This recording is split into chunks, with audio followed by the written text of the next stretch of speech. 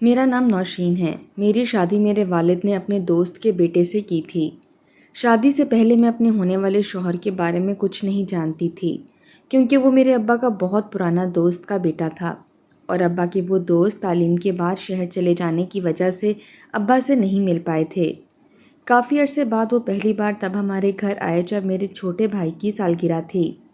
अब्बा बहुत खुश हुए थे कि इनका दोस्त अब दोबारा से वापस इसी शहर में आ गया है। अब्बा के पुरज़ोर इसरार पर मेरे होने वाले ससुर अपने अहलो अयाल समेत हमारे घर पहुँचे। मैं घर के इंतज़ामात में मसरूफ़ थी और मेहमानों को संभाल रही थी जब अब्बा के दोस्त की अहलिया ने मुझे देखा और अपने बेटे के लिए पसंद कर लिया। उन्होंने अपने शौहर से बात की और उसी दिन अब्बा के दोस्त ने अब्बा से मेरा हाथ मांग लिया। इनके दो बेटे थे। छोटा बेटा इनके साथ नहीं आया था, जबकि बड़ा बेटा वहीं मौजूद था और अब्बा को इससे मिलकर बहुत अच्छा भी लगा था, क्योंकि वो बहुत सुलझा हुआ और पढ़ा लिखा था। अच्छी कंपनी में नौकरी भी कर रहा था। अब्बा ने अपने दोस्त से सोचने का वक्त मांगा तो वो नाराज़ होने लगा कि वो एक दूसरे को अच्छे से जानते हैं, फिर ये सोचना किस लिए। वो बहुत मान से अब्बा को मना रहे थे और मेरे अब्बा ने वहीं बैठे बैठे हाँ कर दी। काश मेरे अब्बा तब अपने दोस्त पर अंधा एतमाद करने की बजाय एक बार सोच लेते। बेटियों को सारी ज़िंदगी के लिए जिस शख्स के हवाले किया जा रहा है, इसके बारे में हर बात जान लेनी चाहिए, मगर मेरे वालिदैन ने बेटी देने के मामले में लापरवाही बरती और यूँ उसी दिन मेरी मंगनी भी हो गई और अंगूठी पहनाते ही मेरी सास ने शादी की फरमाइश भी कर दी।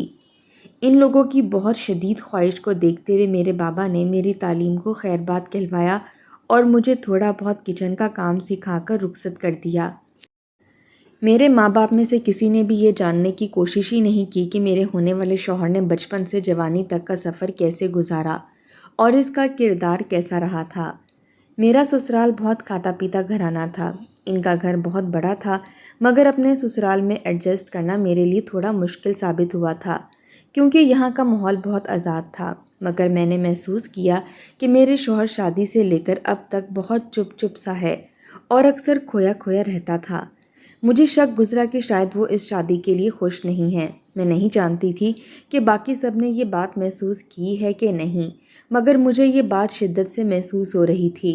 मैं एक नहायत खूबसूरत लड़की थी जिसने हमेशा अपनी तारीफ़ सुनी थी और शादी करते हुए मुझे यही लगता था कि मेरा शौहर भी बाकी सब की तरह मुझ पर फ़िदा होगा। मगर मेरी सोच बिल्कुल गलत साबित हुई। मैं अक्सर रातों को अपने शौहर को कमरे में टहलता हुआ महसूस करती थी।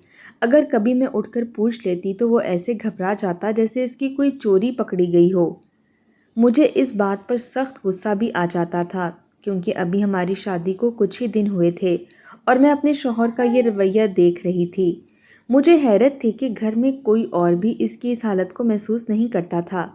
न जाने वो कैसे लोग थे जो एक दूसरे को अच्छे से जानते तक नहीं थे। इन्हें फ़र्क ही नहीं पड़ता था कि कब कौन उदास है और कौन परेशान रहता है। मैं अपने घर में हमेशा सबको एक दूसरे का ख्याल रखते देखा करती थी। एक रोज़ मैं अपनी सास के साथ बैठकर बातें करते हुए मुझे घर वालों की इस बेखबरी की वजह भी समझ आ गई। मेरी सास पढ़ी लिखी औरत थी जो खुद भी नौकरी करती थी, मगर अब वो सिर्फ एक सोशल औरत बन चुकी थी। सास और ससुर हमेशा मसरूफ़ और घर से बाहर रहते थे। बच्चों को आया ने पाला था और जब वो बड़े हुए तो अपने अपने कामों में मसरूफ़ हो गए। मेरी सास ने बताया कि शुरू से हम घर के चारों अफराद एक दूसरे से अलग थलग रहे हैं, क्योंकि हम मियाँ बीवी शुरू से जॉब करते थे और एक दूसरे को ज़्यादा वक्त नहीं दे पाते थे। मुझे ये सुनकर बहुत अफसोस हुआ था। उसी रोज़ सोच लिया कि चाहे मेरे ससुराल में बाकी सब जैसे भी रहें, मगर मैं अपने शौहर को तवज्जो दूंगी और मैं अपने घर और बच्चों को एक दूसरे का ख्याल रखना सिखाऊंगी। मैंने अपने शौहर से बात करने का सोचा, लेकिन मुझे दिन के वक्त मौका ही नहीं मिलता था, क्योंकि वो फिर से अपनी नौकरी पर जाने लगे थे। रात को जब वो आते तो इस कदर थकावट का शिकार होते जैसे वो बहुत मजदूरी करके आए हों। अभी मैं अपने शौहर से बात करने का मौका तलाश कर ही रही थी। एक रोज़ मुझ पर अपने शौहर की हालत का ऐसा इंकिशाफ हुआ जिसने मेरे पैरों तले से ज़मीन निकाल दी। मैंने कभी सोचा भी नहीं था कि मेरा शौहर अपने वजूद में फैलती जानलेवा बीमारी से लड़ते हुए यूं बेचैन और गुमसुम रहने लगा था। ایک روز میرا شوہر آفس جانے کی تیاری کرنے میں مصروف تھا اور میں کچن میں ان کے لیے ناشتہ تیار کر رہی تھی۔ میں ناشتہ لے کر جب کمرے میں پہنچی تو کمرہ خالی تھا۔ میرا شوہر باتھ روم میں تھا۔ میں ان کا انتظار کرتی رہی، مگر جب کافی دیر گزرنے کے بعد بھی میرے شوہر کمرے میں واپس نہیں آئے تو میں نے باتھ روم کا دروازہ بجانے کی بجائے دستک دی، مگر میں ٹھٹک گئی جب دستک دیتے ہوئے دروازہ کھل گیا۔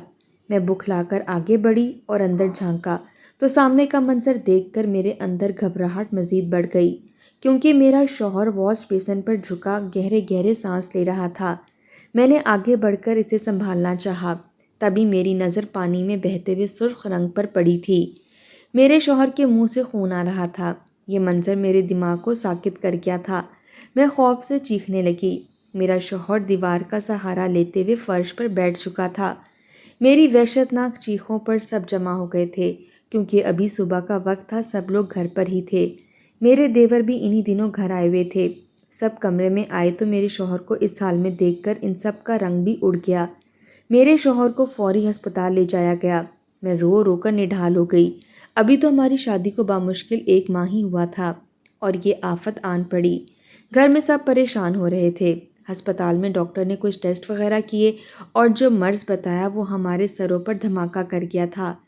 میرے شوہر کو کینسر ہو گیا تھا اور نہ جانے یہ مرض کب سے لاحق تھا اور پورے گھر کو خبر تک نہیں تھی۔ میرے سسر اور دیور شہر کے اچھے اچھے ڈاکٹروں سے ان کا چیک اپ کروا رہے تھے، جبکہ میں اور میری ساس سارا دن ان کی خدمت میں لگے رہتے۔ ہم سب کو امید تھی کہ وہ ٹھیک ہو جائیں گے، کیونکہ ڈاکٹروں نے کہا تھا کہ کینسر ابھی اس سٹیج پر ہے جس میں علاج ممکن ہے۔ ہماری پریشانی قدرے کم ہو چکی تھی۔ ایک روز میرے شوہر نے مجھ سے کہا کہ وہ آخری خواہش کے طور پر عمرہ کرنا چاہتے ہیں۔ اس خواہش پر سب نے سر ہلا دیا، کیونکہ یہ بات تو طے ہے کہ اللہ کے گھر جا کر کوئی بھی مرض تکلیف نہیں رہتی، اور ہم سب بھی ان دنوں بس اسی کوشش میں تھے کہ میرے شوہر کے اندر زندگی کی نئی امید واپس آ جائے اور بیماری انہیں پریشان نہ کرے۔ اپنے شوہر کی فرمائش پر میں بھی ان کے ساتھ تیاری کرنے لگی۔ میں اپنے شوہر کی خواہش کو پورا کرنے کے لیے اپنا زیور بیچ رہی تھی، مگر اس سے پہلے ہی میرے سسر نے میرے لیے عمرے کا کام کر دیا تھا، جو کہ پورے 1 ماہ کا تھا، اور ساتھ ہی اپنے کسی جاننے والے سے سعودیہ کے ایک ڈاکٹر سے علاج کے لیے بات بھی کر لی تھی۔ سب کو اس بات سے اطمینان ہو رہا تھا کہ جب میرا شوہر عمرے کا فرض ادا کرے گا اور ساتھ وہیں کے بہترین ڈاکٹر سے علاج ہوگا تو یقیناً واپسی پر صحت بحال ہو چکی ہوگی۔ ہم دونوں سب کی دعائیں لے کر روانہ ہو گئے۔ میرے شوہر نے مجھ سے پہلی بار کھل کر باتیں کی تھیں، جس کی وجہ سے مجھے تسلی ہوئی تھی کہ اب وہ کافی حد تک ٹھیک ہیں۔ مگر جو ہی جہاز سعودیہ پہنچا اور ہم خانہ کعبہ پہنچے تو میرے شوہر نے مجھے ایک کاغذ تھما دیا اور بولے کہ جب میری روح نکل جائے تو تم 26 راتیں حرم پاک میں گزارنا، اور میں تو اپنے شوہر کی ادھوری بات پر ہی سہم گئی تھی، اس لیے باقی بات پر توجہ نہ دی اور رونے لگی۔ میں پاکستان سے دور سفر کر کے اکیلی آ چکی تھی اور مجھے امید تھی کہ یہاں کوئی پریشانی نہیں ہوگی، مگر یہاں تو آتے ہی مجھ سے جو بات کی گئی تھی وہ میرے رونگٹے کھڑے کر گئی۔ میرے رونے پر میرا شوہر گھبرا گیا اور مجھے چپ کروانے لگا۔ جب ہم ہوٹل کے کمرے میں پہنچے تو میرا شوہر سفر کی تھکن کی وجہ سے سو گئے اور میں نفل پڑھ کر اللہ سے ان کی زندگی کی دعا کرنے لگی۔ میں نے سوچ لیا تھا کہ میں یہاں رو رو کر اپنے شوہر کی صحت یابی کے لیے دعائیں مانگوں گی، مگر کبھی کبھی ہماری دعاؤں سے پہلے اللہ آنے والا وقت طے کر چکا ہوتا ہے۔ ہمارا ابھی عمرے کے لیے پہلا ہی دن تھا کہ میرے شوہر کی طبیعت اچانک بگڑ گئی۔ میں نے کچھ لوگوں کی مدد سے اسے ایمبولینس میں سوار کیا اور اپنے بتائے ہوئے ہسپتال روانہ ہو گئی، مگر وہاں پہنچتے پہنچتے مجھے دیر ہو گئی تھی اور میرے شوہر نے وہیں راستے میں ہی دم توڑ دیا۔ میں بھری جوانی میں ہی بیوہ ہو گئی۔ میرے لیے وہ وقت قیامت تھا۔ میرے ساتھ کوئی نہیں تھا جو مجھے سہارا دیتا یا میرا غم بانٹتا۔ میت کو پاکستان لے جانے کا انتظام کرنے کا سوچ ہی رہی تھی کہ مجھے رونا آ رہا تھا، جب مجھے میرے دیور نے فون پر بتایا کہ میرے شوہر نے 1 روز پہلے ہی اپنے بھائی کو میسج کر کے درخواست کی تھی کہ اگر وہ مر جائے تو اسے سعودیہ میں ہی دفنا دیا جائے۔ میری قسمت نے مجھے پوری طرح آزمایا تھا۔ کفن دفن کے انتظامات وہیں عمرے پر موجود لوگوں نے کیے اور میں اکیلی رو رو کر پاگل ہو رہی تھی۔ 2 دن تو مجھے کوئی ہوش ہی نہیں رہا تھا، مگر تیسرے روز مجھے اس کاغذ کا خیال آیا جو مجھے میرے شوہر نے دیا تھا۔ میں نے روتے ہوئے وہ کاغذ کھولا اور پڑھنے لگی۔ جوں جوں میں پڑھتی گئی میرا وجود غم سے نڈھال ہوتا چلا گیا۔ اس میں میرے شوہر کی زندگی کا ایک سیاہ حصہ تحریر تھا اور اس میں درخواست کی گئی تھی کہ میں حرم پاک میں 26 راتیں گزار کر اپنے شوہر کی مغفرت کے لیے دعائیں کروں، کیونکہ میرے شوہر سے زندگی میں ایک ایسا گناہ سرزد ہوا تھا جو ناقابل معافی تھا۔ میں اپنے مرحوم شوہر کے ماضی کا وہ سیاہ حصہ پڑھ کر ساکت رہ گئی۔ میرے ساتھ ہی کیسا دھوکہ ہوا تھا۔ میرے باپ نے برسوں بعد ملنے والے دوست پر اعتبار کر کے مجھے ایک ایسے شخص کے حوالے کر دیا جس کے ماضی سے خود اس کا گھرانہ بھی واقف نہیں تھا۔ میں قسمت کے اس ستم ظریفی پر غمزدہ بیٹھی ہوئی تھی۔ میرے گھر والے اور سسرال والے سب مجھے واپس بلا رہے تھے تاکہ میں اکیلی صدمے میں نہ پڑی رہوں، مگر میں اپنا غصہ اور اپنی خفت سب بھلا کر اپنے مرحوم شوہر کی آخری درخواست پورا کرنا چاہ رہی تھی۔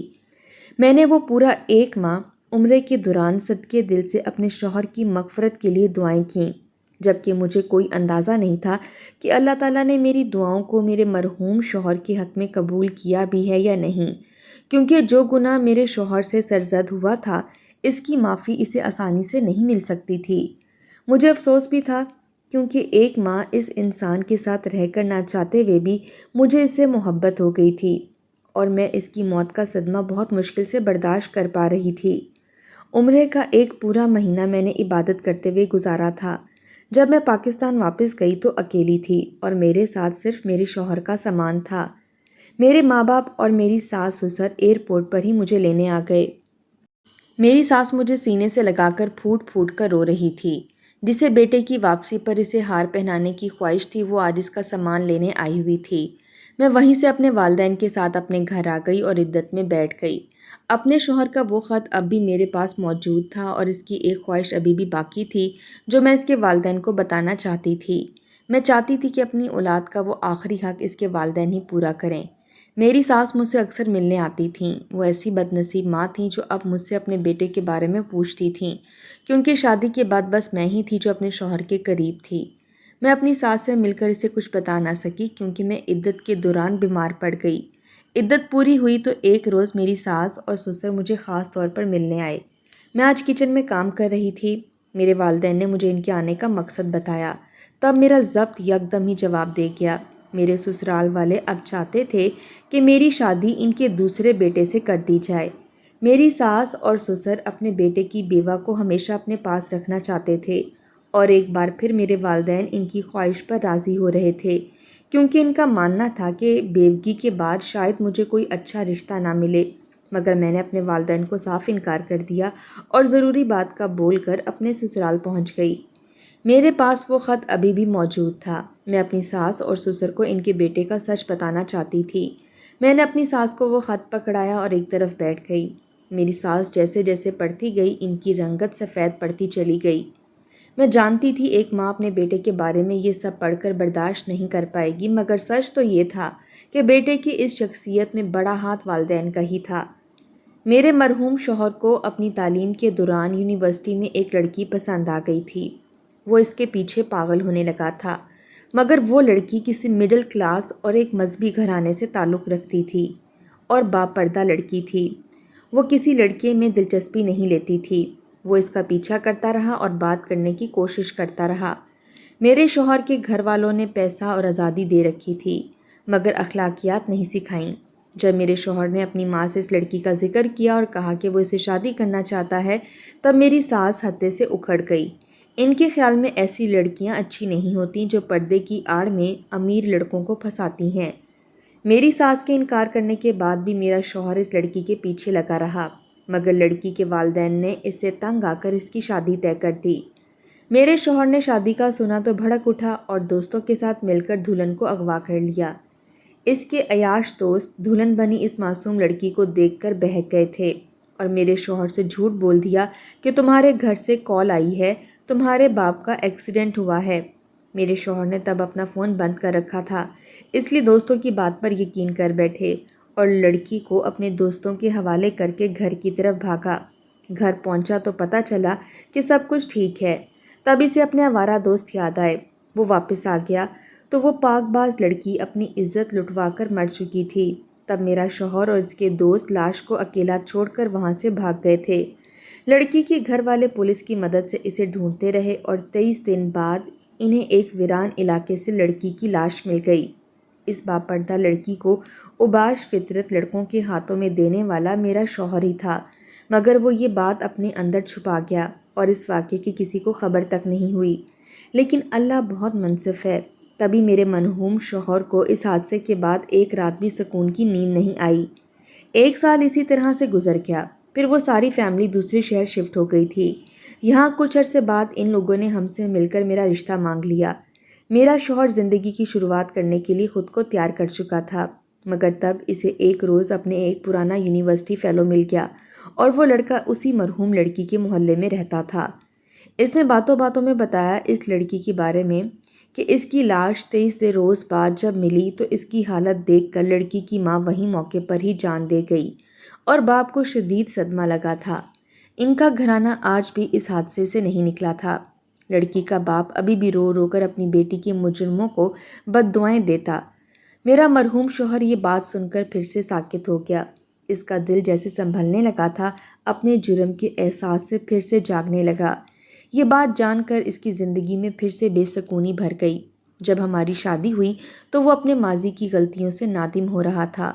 اس کی حالت دن بدن بگڑتی چلی جا رہی تھی اور تب ایک روز اس پر انکشاف ہوا کہ اسے کینسر ہے۔ اس نے اس بیماری اور اذیت کو بخوشی قبول کیا، کیونکہ اسے لگتا تھا کہ یہ بیماری اللہ تعالیٰ کی طرف سے اس کے گناہ کی سزا ہے اور وہ اپنے جرم کی یہ خاموش سزا جھیلنے کے لیے تیار تھا۔ اب وہ اپنا گناہ دھلوانے کے لیے عمرے پر جانا چاہتا تھا۔ اس کی خواہش پر اسے عمرے پر بھیجا گیا۔ اس نے اپنے ماضی کی چھپی ہوئی وہ غلطی ایک کاغذ پر لکھ کر مجھے دے دی تاکہ میں اس کا گناہ جان لوں اور اللہ سے اس کی معافی مانگ سکوں۔ وہ اللہ کے گھر خانہ کعبہ کے سامنے روتے روتے مر گیا تھا اور میں باقی کے دن ہی اس کی مغفرت کی دعائیں کرتی رہی تھی۔ میں نے اپنے شوہر کے اس خون کو بھلا دیا تھا اور دل سے اس کی مغفرت کی دعائیں کیں۔ شادی کا سن کر میں بھڑک اٹھی تھی۔